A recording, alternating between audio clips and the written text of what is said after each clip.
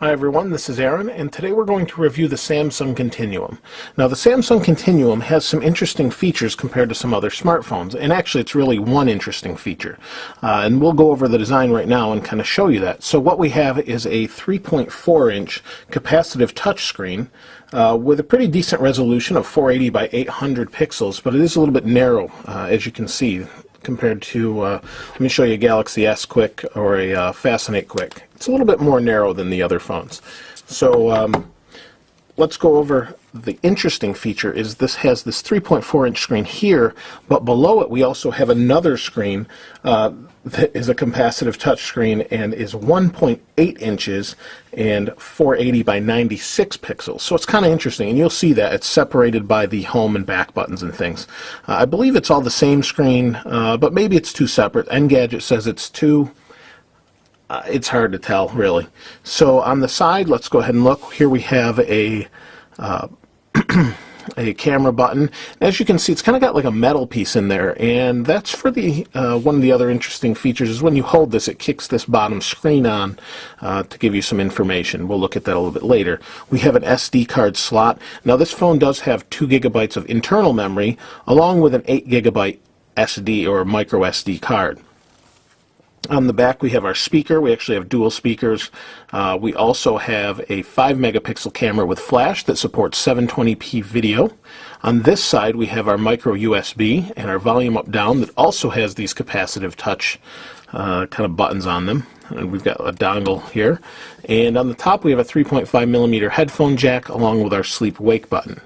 So, and on the bottom we have our microphone there. The back does come off and you can get to your battery under that, which is a 1500 milliamp battery, good for about 7 hours of talk time and 312 hours of standby.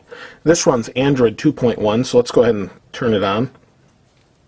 It runs Android 2.1. It has the weird Bing interface that comes with Samsung. Now the interface overall is pretty nice, but why they're including Bing is kind of an odd thing.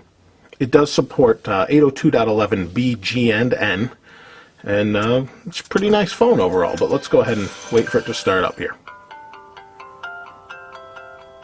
So as you can see, you kind of see those both screens separated by this screen in the middle, and so you can see the screen is on down here, and what we'll do is before I wake this up, or unlock it rather, let's go ahead and shut it off, and you can see it's black now. If I grab the phone like this, you'll see the bottom screen turns on. If I grab this, let's turn this on, turn it off. If I grab the screen, the phone up here, it doesn't really do much. And I think what it's doing is making a contact with these and these. I'm not really sure, but it does turn on, and it gives you this information of which you can swipe at that point had you had any other information. It's a pretty nice feature. I don't know how many people will really like this as it's different, but not a bad thing.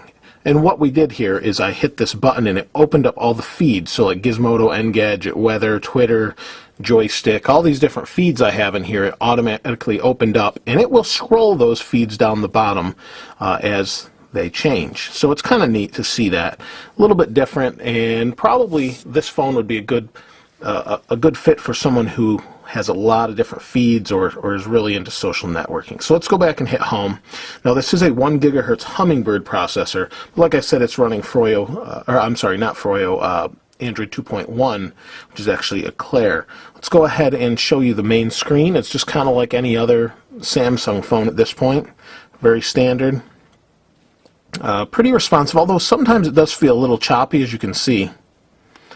And it is just booting up, so maybe that's part of it, but usually it's pretty quick, but it does feel a little bit more slow than the Fascinate to me for some reason, and I think that might be, it's running these dual screens, whatever's going on here with that.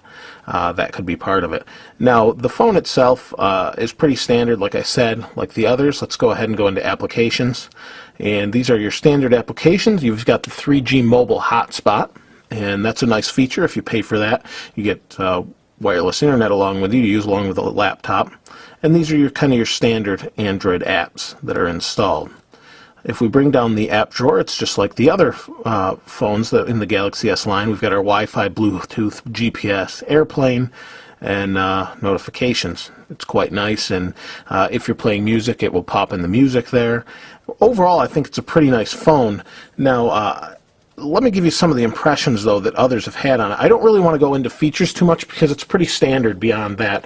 If you want those features, check out my Fascinate review or my Galaxy Tab review. Pretty much all the same thing as far as the way it works.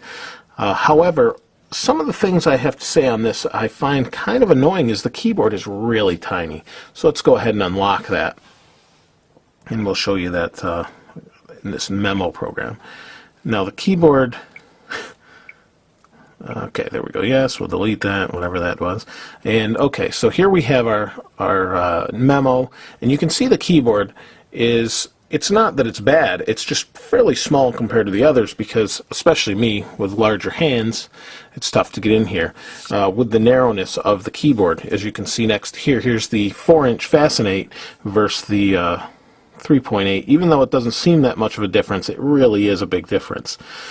In fact, I handed it to multiple people just to get their take on it, and they said the exact same thing. They had trouble typing on the keyboard. You know, you could rotate it this way, and it's fine if you hold it landscape. But in portrait mode, it just does not seem to be adequate enough for this phone. So I can say, you know, hello, my name. See, and I messed that up, but the space is over here, and it's just kind of awkward.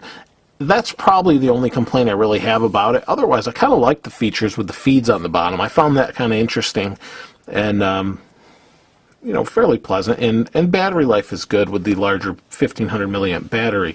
So I really don't have anything more to go into it other than that, but it's pretty standard. You have your pinch to zoom in the browser, and like I said, I find it to be a pretty decent phone other than the narrowness of it.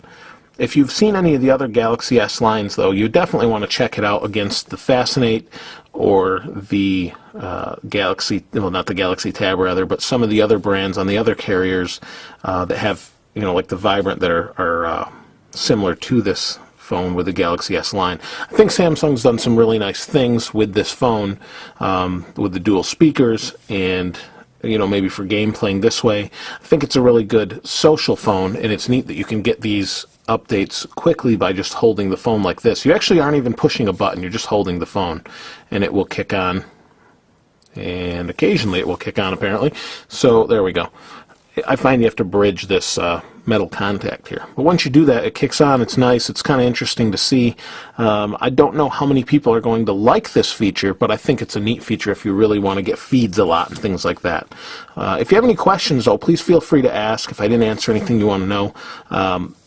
Like I said, it's a little bit too narrow for me, but overall a decent phone, built really well, construction's good, feels good in the hand. But again, ask any questions. This is Aaron. I'll see you next time.